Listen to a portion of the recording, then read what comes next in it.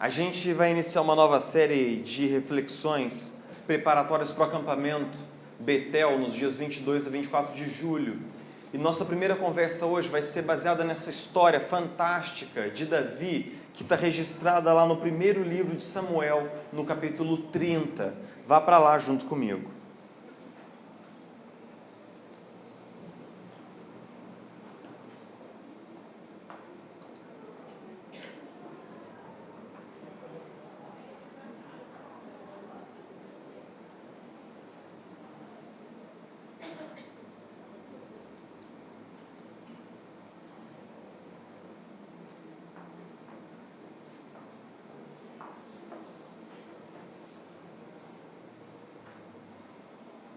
Primeiro livro do profeta Samuel,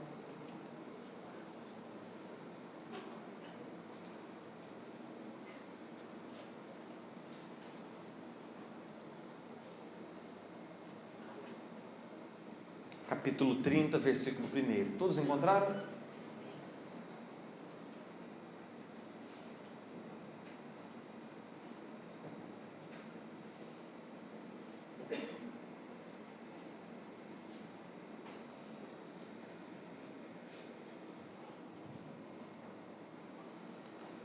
Primeiro Samuel 30:1 diz assim: Quando Davi e seus soldados chegaram a Ziclag no terceiro dia, os amalequitas tinham atacado o Neguebe e incendiado a cidade de Ziclag. Levaram como prisioneiros todos os que lá estavam, as mulheres, os jovens e os idosos. A ninguém mataram, mas os levaram consigo quando prosseguiram seu caminho. Ao chegarem a Ziclag, Davi e seus soldados encontraram a cidade destruída pelo fogo e viram que suas mulheres, seus filhos e suas filhas tinham sido levados como prisioneiros. Então Davi e seus soldados choraram em alta voz, até não terem mais forças. As duas mulheres de Davi também tinham sido levadas, Ainoã de Jezreel e Abigail de Carmelo, a que fora mulher de Nabal. Davi ficou profundamente angustiado, pois os homens falavam em apedrejá-lo, pois estavam amargurados por causa de seus filhos e de suas filhas. Vamos ler todos juntos? Davi, porém, fortaleceu-se no Senhor, o seu Deus. Então Davi disse ao sacerdote Abiatar, filho de Aimeleque: traga-me o colete sacerdotal. Abiatar o trouxe a Davi, e ele perguntou ao Senhor: devo perseguir esse bando de invasores? Irei alcançá-los? E o Senhor respondeu: persiga-os. É certo que você os alcançará e conseguirá libertar os prisioneiros. Davi e 600 homens que estavam com ele foram ao ribeiro de Besor, onde ficaram alguns, pois 200 deles estavam exaustos demais para atravessar o ribeiro. Todavia, Davi e 400 homens continuaram a perseguição. Encontraram um egípcio no campo e o trouxeram a Davi, deram-lhe água e comida, um pedaço de bolo de figos prensados e 2 bolos de uvas passas. Ele comeu e recobrou as forças, pois tinha ficado 3 dias e 3 noites sem comer e sem beber. Davi lhe perguntou: a quem você pertence e de onde vem? Ele respondeu: sou um jovem egípcio, servo de um amalequita. Meu senhor me abandonou quando fiquei doente há 3 dias. Nós atacamos o Neguebe dos Queretitas, o território que pertence a Judá, e o Neguebe de Calebe, e incendiamos a cidade de Ziclag. Davi lhe perguntou: você pode levar-me até esse bando de invasores? Ele respondeu: jura diante de Deus que não me matarás, nem me entregarás nas mãos de meu senhor, e te levarei até eles. Quando ele levou Davi até lá, os amalequitas estavam espalhados pela região, comendo, bebendo e festejando os muitos bens que haviam tomado da terra dos filisteus e de Judá. Davi os atacou no dia seguinte, desde o amanhecer até a tarde, e nenhum deles escapou, com exceção de 400 jovens que montaram em camelos e fugiram. Davi recuperou tudo que os amalequitas tinham levado, incluindo suas 2 mulheres. Nada faltou, nem jovens, nem velhos, nem filhos, nem filhas, nem bens, nem qualquer outra coisa que fora levada. Davi recuperou tudo. Amém? Vamos orar? Jesus querido, nós estamos diante da Tua palavra nessa hora, Nós podemos abrir a Bíblia, nós podemos lê-la, nós podemos colocar nossa mente nela e prestar atenção a ela, mas só o Teu Espírito pode abrir o nosso coração para a Tua palavra e fazer com que jorrem, sim, rios de água-vida no nosso interior por meio da Tua palavra. Espírito Santo de Deus, vem ensinar, vem ministrar, vem curar nessa hora, vem fazer a Sua obra poderosa na nossa vida e que as nossas expectativas estejam no Senhor e na Sua ação poderosa aqui no nosso meio. Nos ajuda nessa hora, nos ensina mais uma vez. Nós oramos assim no nome de Jesus. Amém. Frequentemente, quando a gente vai dar uma notícia ruim, a gente costuma dizer para as pessoas que nós falamos assim: olha, aconteceu uma tragédia. A gente usa essa palavra frequentemente e a tragédia, ela remonta a um tipo muito específico de produção cultural da Grécia Antiga. Esse gênero iniciou provavelmente aí por volta do século VI a.C., e ele falava basicamente sobre como esses heróis, esses personagens famosos, eles caíam do mais alto ponto da sua glória, do seu sucesso, da sua fama, para um ponto mais baixo de fracasso, derrota e humilhação. Nós temos várias histórias trágicas, Otelo é uma delas, em que tudo vai bem, mas de repente uma série de eventos que pareceria assim muito difíceis de acontecerem ao mesmo tempo, eles se conectam para derrubar o nosso herói e jogá-lo na lama. É engraçado que às vezes quando a gente lê uma peça trágica ou assiste um teatro de tragédia, a gente fala assim: olha, é impossível que tanta coisa dê errado num espaço tão curto de tempo. É impossível que tanta coisa aconteça assim contra as possibilidades. Mas a gente sabe que não é impossível, por quê? Porque conosco é assim. Não acontece às vezes na sua vida de um problema puxar outro problema, puxar outro problema. A gente tem um ditado lá em Minas, um ditado bem popular assim, que diz que problema é igual banana, né? Só vem de penca. Você nunca vê uma banana só assim, é sempre aquele cacho enorme, né? Com muitas bananas. Eu não sei se você já passou por temporadas assim na vida, quando uma coisa dá errado, e outra coisa logo em seguida, e outra coisa logo em seguida. É naquele mês que a grana ficou curta que o carro bate.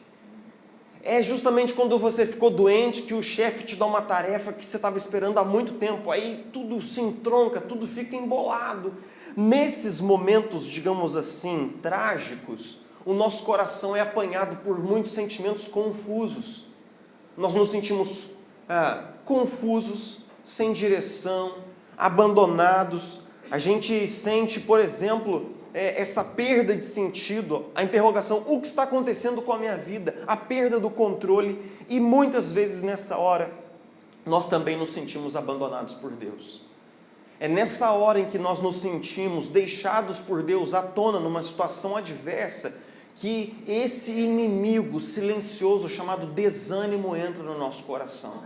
E o desânimo pode ter um profundo impacto sobre a nossa vida. Os livros de 1º e 2º Samuel, eles na Bíblia hebraica são um livro só. Eles foram divididos quando esse livro foi traduzido no século III a.C. para uma versão grega que nós chamamos de Septuaginta. Na tradução da Septuaginta, os tradutores optaram por separar o livro de Samuel em 2 livros, 1 Samuel e 2 Samuel. E qual que é o critério literário que eles usaram? O primeiro livro de Samuel enfoca a vida de Saul, primeiro de Samuel, depois Saul e Davi. Davi antes do reinado. E 2 Samuel começa com Davi chegando ao reinado e todo o reinado de 40 anos de Davi. O primeiro livro de Samuel, ele tem uma construção muito interessante. Por quê? Porque o primeiro livro de Samuel, ele vai construindo um paralelo entre Saul, o rei segundo o coração do povo, e Davi, o rei segundo o coração de Deus. a gente vai ver como é que, por exemplo, diante de Golias, Saul tem medo e Davi se mostra valente e corajoso. Quando Davi mata Golias, Saul fica invejoso, mas Davi fica humilde. Saul tenta matar Davi com a lança, mas Davi não revida. E essas comparações vão indo até o final do primeiro livro de Samuel, quando Saul passa por uma situação de muito estresse, porque os filisteus entram em guerra contra Israel. Então Saul está muito pressionado. E ao mesmo tempo, Davi chega num momento muito pressionado da sua vida. Para a gente fazer um resumo aqui do que está acontecendo na vida de Davi, é o seguinte: quando Davi matou Golias, circulou um canto na boca popular que dizia assim: Saul matou seus milhares, mas Davi, meu irmão, Davi destroçou dezenas de milhares. Saul ouviu isso, teve inveja de Davi e procurou matar Davi, primeiro encravando-o na lança. Depois tentou levar Davi para o campo de batalha para que ele fosse morto pelos filisteus. Mas Davi vencia vez após vez. Então Saul elegeu Davi o seu inimigo número 1, de tal maneira que Davi teve que fugir do meio do seu povo e buscou asilo em que nação? Entre os filisteus. Foi com Aquis, rei da Filístia, que Davi conquistou uma cidade para morar com os seus homens, Ziclag.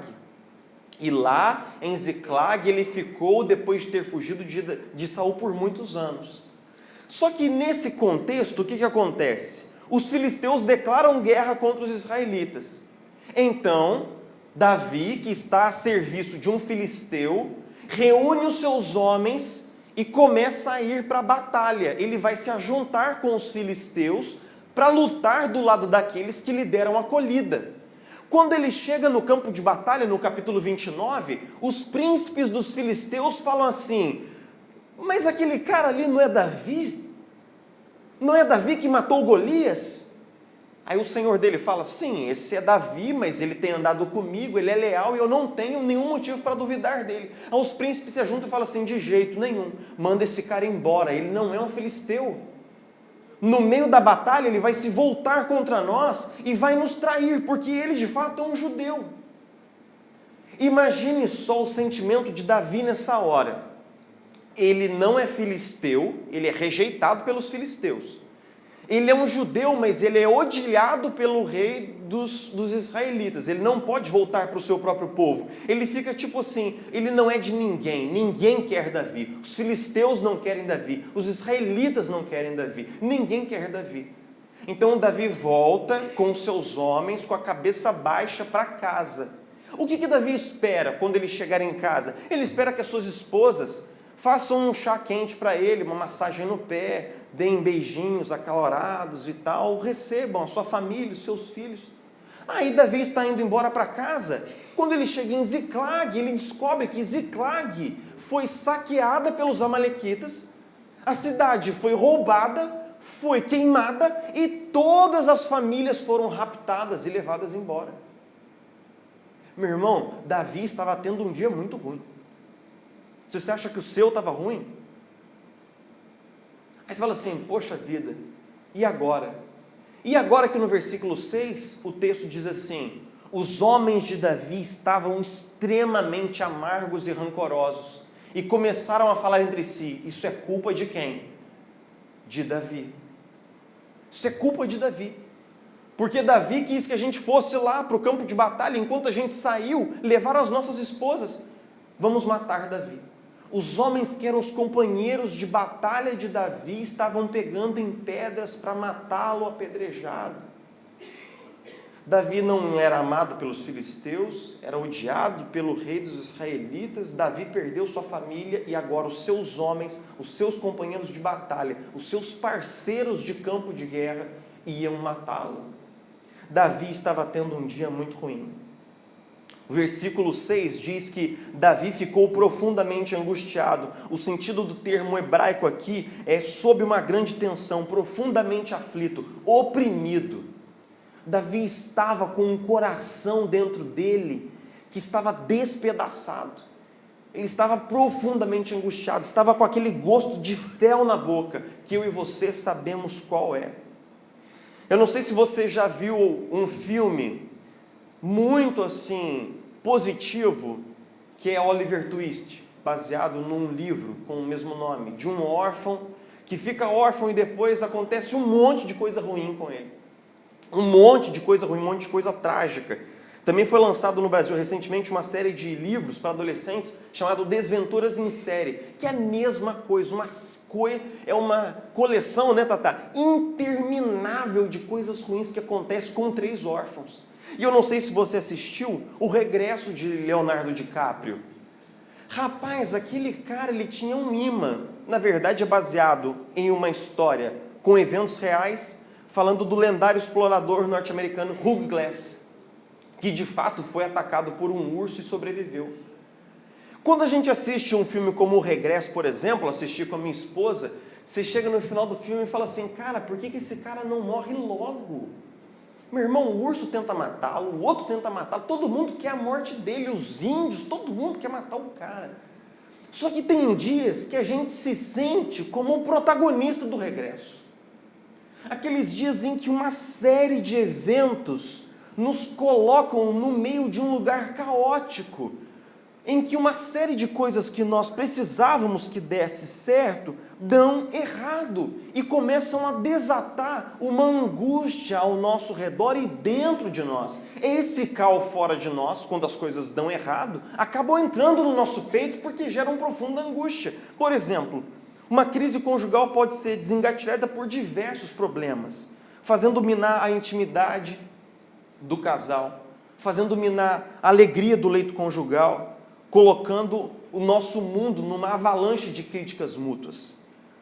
Por exemplo, você pode descobrir que o seu emprego está por um fio, ou que a sua empresa vai muito mal e você não sabe do amanhã, os seus filhos têm matrícula na escola, existe aluguel para ser pago, uma série de preocupações, e você começa a dormir mal, comer mal, não sabe o que será de amanhã, não sabe se terá dinheiro para pagar as contas do mês que vem.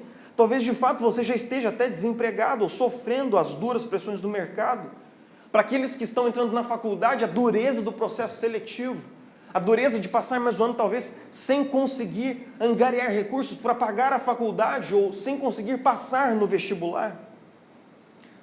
Quando nós somos confrontados, por exemplo, com as crises vocacionais da juventude, ou quando nós somos confrontados com as durezas dos relacionamentos da juventude, com o desenlace de um namoro, por exemplo, ou com uma expectativa de relacionamento que não se consuma, que não se torna real. A vida urbana cotidiana que nos coloca num ritmo insustentável de vida, o cansaço, a pressão diária, a violência urbana, o medo de sair de casa, o medo no caminho de volta para casa, a dupla jornada da mulher que trabalha fora de casa, que chega em casa para trabalhar. Tudo isso, esses eventos podem gerar uma mistura muito perigosa ao nosso redor. Por quê? Porque esses eventos ao nosso redor costumam ter um impacto profundo dentro de nós. Como é que a gente se sente? A gente sente ansiedade. Se tem uma coisa que a gente, adulto, precisa exercitar todo dia, é uma coisa que algumas mães fazem com as crianças, que é aquele rostinho na geladeira. Ela incita a criança a fazer um autoexame emocional, perguntando para a criança, como você está se sentindo hoje, quando a criança chega da escola? E a criança faz uma carinha. Esse processo de identificar o que está aqui dentro é muito importante. Por quê? Porque é importante que eu saiba que eu não estou bem, se eu não estiver bem. Então olhe para dentro de você quais são os sentimentos que toda essa crise nacional e que muitas crises pessoais desengatilham em nós. A gente se sente ansioso, a gente tem medo. O medo é um sentimento muito esguio, muito difícil de qualificar, mas muitas vezes é medo. Medo de falhar, medo de tentar, medo de fracassar. Muitas vezes a gente fica se sentindo injustiçado. Por que eu? Meu vizinho aqui do lado, incircunciso filisteu, mira nele, Deus, mira nele. Mas o negócio vem para nós. A gente se sente injustiçado, a gente se sente abandonado. Deus, onde está você agora? Aquele sentimento de que bem quando a gente precisa, a gente se sente, digamos assim, desprestigiado. A gente se sente abandonado, a gente se sente deixado de lado. Parece que Deus está fazendo coisas mais importantes. Qual é o problema de todos esses sentimentos controversos? É que eles muitas vezes vão esfriando a nossa vida espiritual. Eles vão esfriando o nosso desejo de congregar. Eles vão esfriando o nosso desejo de ter contato com a palavra. Eles vão esfriando a nossa vida de oração. E quando essa frieza se manifesta como desânimo, nós temos um perigo muito grande. Foi como eu conversei com vocês no vídeo dessa semana. Uma planta não morre do dia para a noite, a não ser que ela tenha alguma doença muito grave, um verme, alguma coisa assim. A minha plantinha morreu, mas não foi por causa da dureza do inverno carioca. É porque um dia eu esqueci de aguar, no outro também. Um dia eu aguei, no outro não. Estou fazendo uma confissão diante da minha esposa aqui. Um dia eu aguei, no outro não. Foi indo, a planta morreu. Mas ela foi fenecendo aos poucos. Tem um dia que você descobre que você está oco por dentro. Isso foi acontecendo gradualmente, gradativamente. Nenhum casamento se torna um lugar onde duas pessoas se olham com estranheza, um casamento de estranhos do dia para a noite. Isso acontece num processo gradual. Nenhuma relação pai e filho se torna uma relação entre dois estranhos do dia para a noite. Isso é um processo gradual, mas é um processo que, se não é impedido, que se não é revertido, ele chega às últimas consequências. Por quê? Porque o desânimo puxa a reboque a desesperança. E a desesperança puxa a reboque a desistência. Ninguém desiste do dia para a noite. Você foi desistindo ao longo de uma jornada. Ninguém desiste do emprego, da profissão, ninguém desiste do casamento, ninguém desiste dos filhos, ninguém desiste de si mesmo do dia para a noite. Nós vamos morrendo aos poucos. E essa morte gradual, ela é perigosa. Por isso que esses dias, falando no gabinete, falei para uma pessoa assim: quando a vida vem sobre nós com eventos duros, a gente tem que ser que nem aquele brinquedo Lego. Quem já brincou de Lego aqui? O Lego é um monte de bloquinho que você, por exemplo, vai e monta um carro. Então vamos fazer a analogia entre um carro de Lego e um carro de plástico. Se você pisa no brinquedo de plástico, ele é rígido. E porque ele é rígido, quando você pisa nele, ele quebra. Não tem conserto. Mas um carrinho de Lego é diferente. Ele foi feito para quê? Para desmontar. Então, quando você pisa nele, ele desmonta. Mas porque ele desmonta tão facilmente, ele se reintegra novamente e nada foi perdido. Eu e você, nós precisamos aprender a olhar para dentro e chorar aquilo que está aqui. A gente precisa aprender a se quebrantar. Quando a gente está triste, a gente tende a aprender a orar a Deus: eu não estou bem. Quando as coisas acontecem num revés que é contra nós, a gente tem que ter aquela percepção emocional, espiritual, aquele discernimento espiritual que vem do Espírito Santo, de se colocar na presença de Deus e dizer: Deus, me socorre, me ajuda. A gente tem que saber chorar, a gente tem que saber confessar que não está bem. Minha esposa sabe disso. Direto eu chego para ela e falo: pô, Isabela, não estou bem. Não estou bem. Aí eu desabafo algumas coisas com ela, elaboro o melhor que eu posso, na tentativa de ficar bem. Meu querido, negar o problema, engolir o problema, ou usar de triunfalismo, não vai nos levar a lugar nenhum. Se alguma coisa está fora do lugar, o primeiro passo é tomar consciência disso. Davi ficou profundamente angustiado. O que é que Davi fazia quando ele estava profundamente angustiado? Que a gente sabe por causa do livro dos Salmos. O que é que Davi fazia quando ele estava profundamente triste? Ele compunha um salmo, ele cantava, ele orava, ele colocava aquilo para fora. Deus, eu não estou bem, Senhor. Me socorre, eu vou morrer. Ele falava daquilo, ele verbalizava, e só por isso ele pôde passar por tudo que ele passou e sobreviver no final. Manter a sua integridade espiritual, manter a sua integridade psíquica, só porque Davi conseguia colocar essa dor para fora.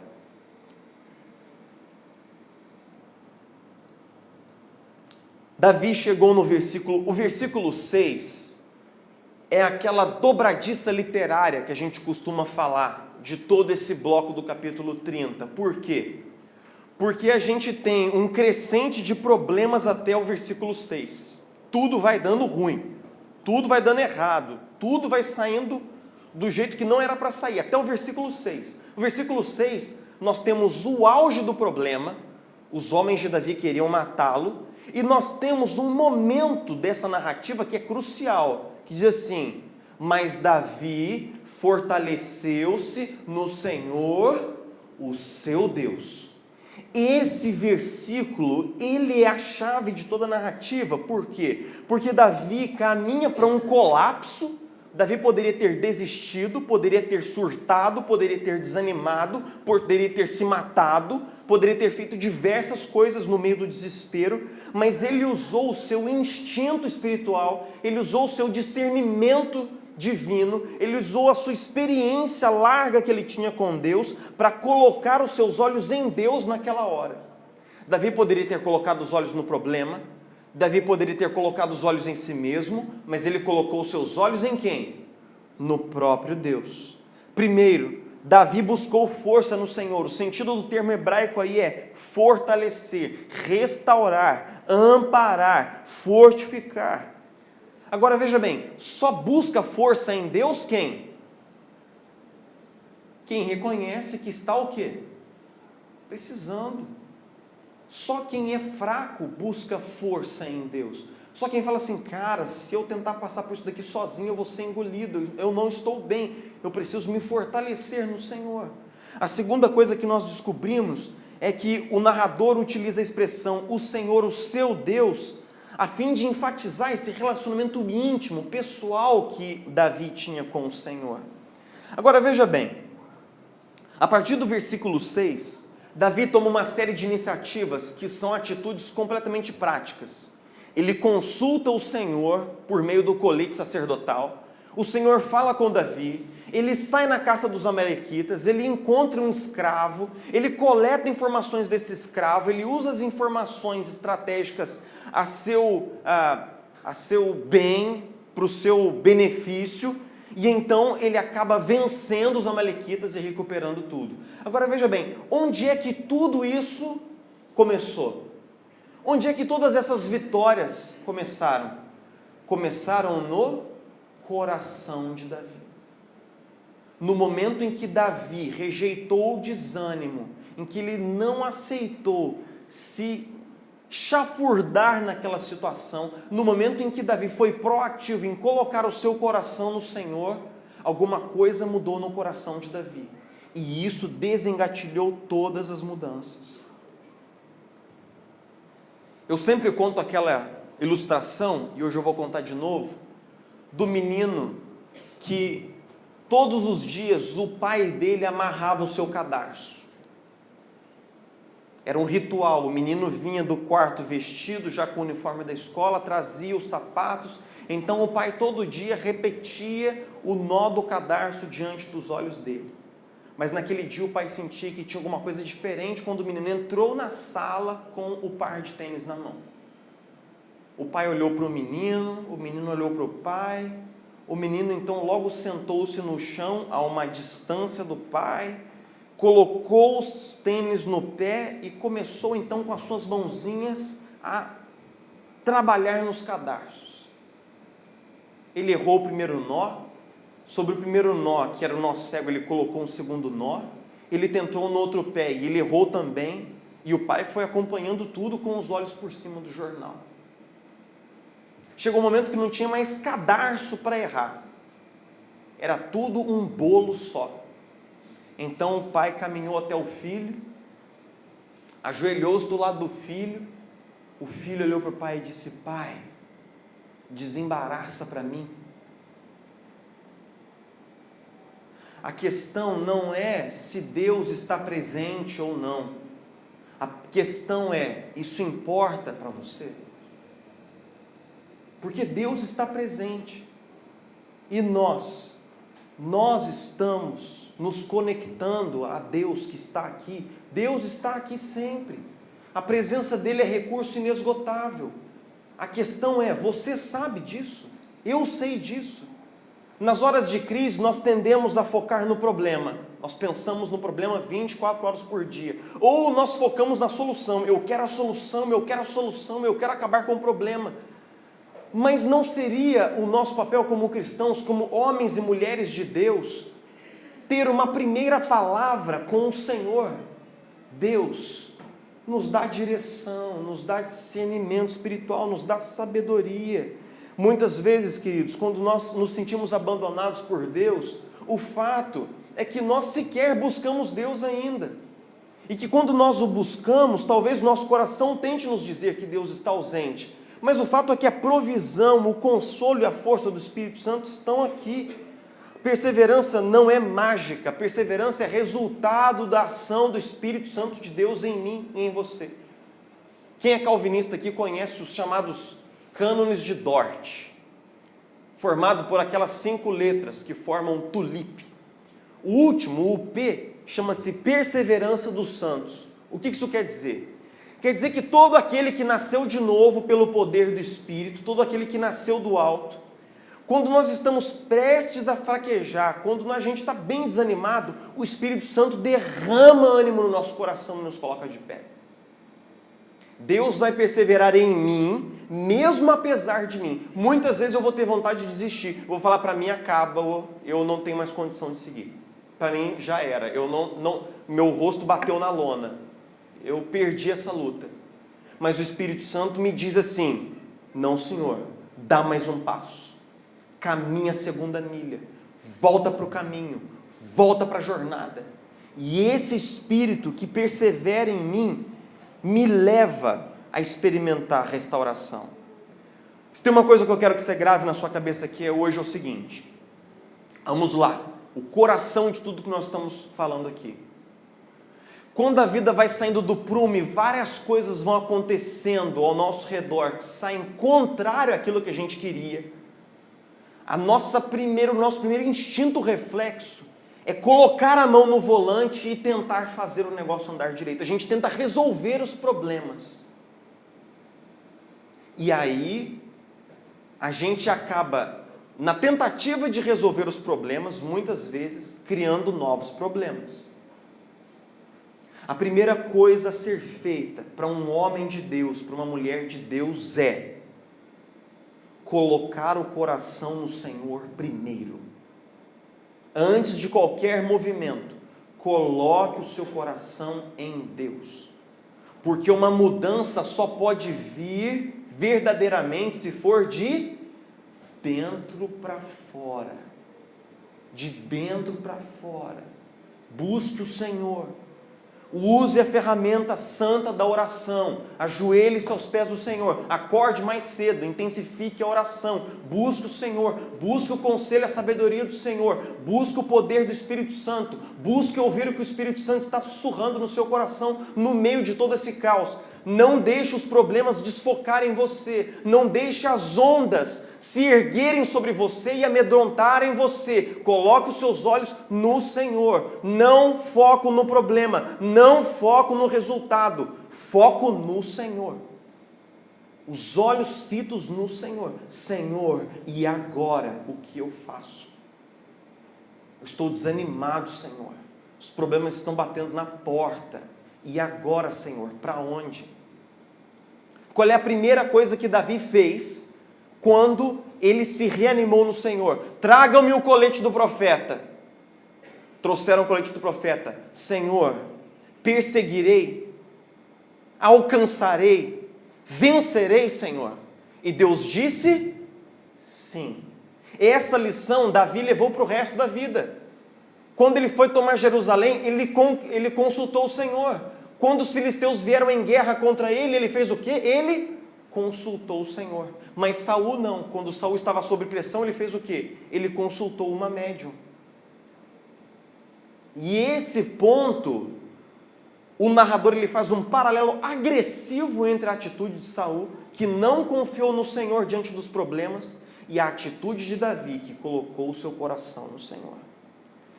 Quando nós colocamos nosso coração no Senhor, o Espírito Santo nos dá poder para perdoar e amar o cônjuge no meio do problema conjugal.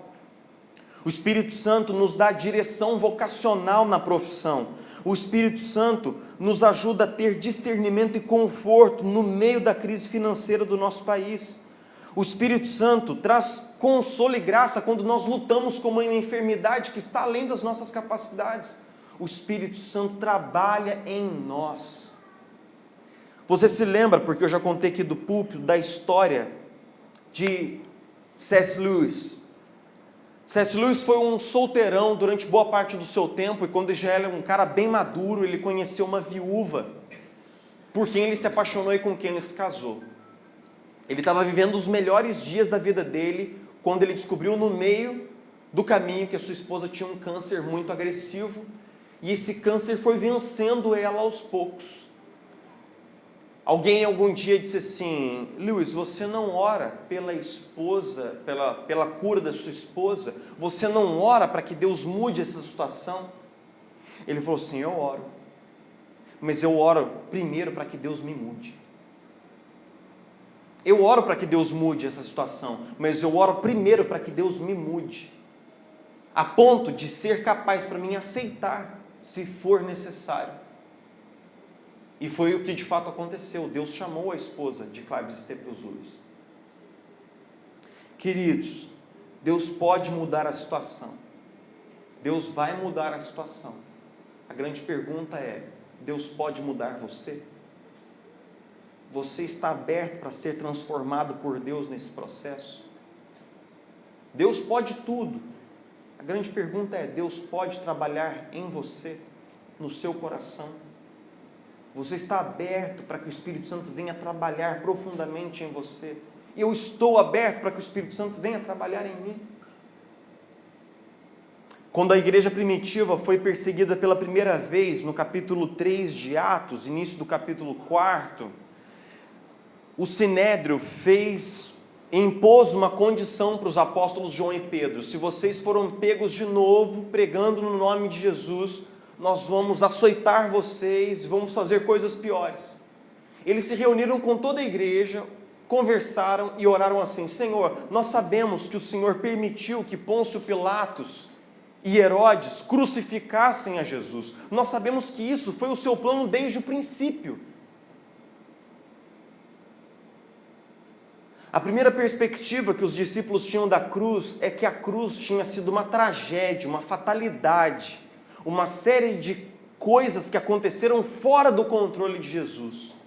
Mas depois eles entenderam que Deus estava no controle e que sempre foi o desejo do Pai que o Filho passasse pela cruz para o nosso bem e para o seu bem. E por isso a igreja primitiva não orou: Senhor, tira de nós a tribulação, tira de nós o sofrimento, tira de nós a perseguição. Eles oraram: Senhor, que o Senhor nos dê ousadia para que nós possamos pregar o nome de Jesus e fazer curas e sinais enquanto nós pregamos o Evangelho. Deus, nós não precisamos que o Senhor tire a dor, nós precisamos que o Senhor esteja presente aqui para que a gente possa perseverar no que o Senhor nos deu para fazer. Querido, querida,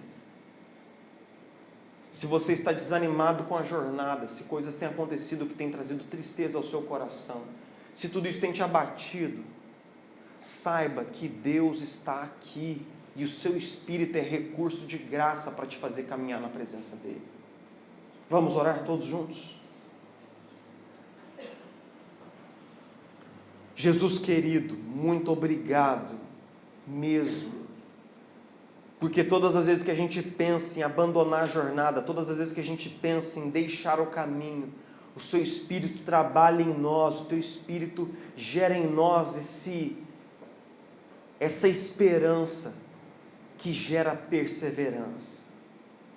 Jesus, nós oramos pelos irmãos que têm andado desanimados, preocupados, ansiosos, com tudo que nós temos vivido como nação, e talvez por coisas que estejam acontecendo na sua vida pessoal. Nós oramos pedindo: Espírito Santo de Deus, vem fortalecer em nome de Jesus. Vem derramar sobre nós um novo vigor, vem revigorar o nosso coração na sua presença, vem nos animar, Pai. Nós oramos assim, pedindo que o teu Espírito possa nos ensinar a caminhar a segunda légua na tua presença, pedindo que o Senhor possa nos tornar homens e mulheres que consultam o Senhor antes de tudo e sobre todas as coisas. Nos ajuda, Senhor. Faz isso por nós. Faz isso em nós. Nós oramos assim no nome de Jesus. Amém.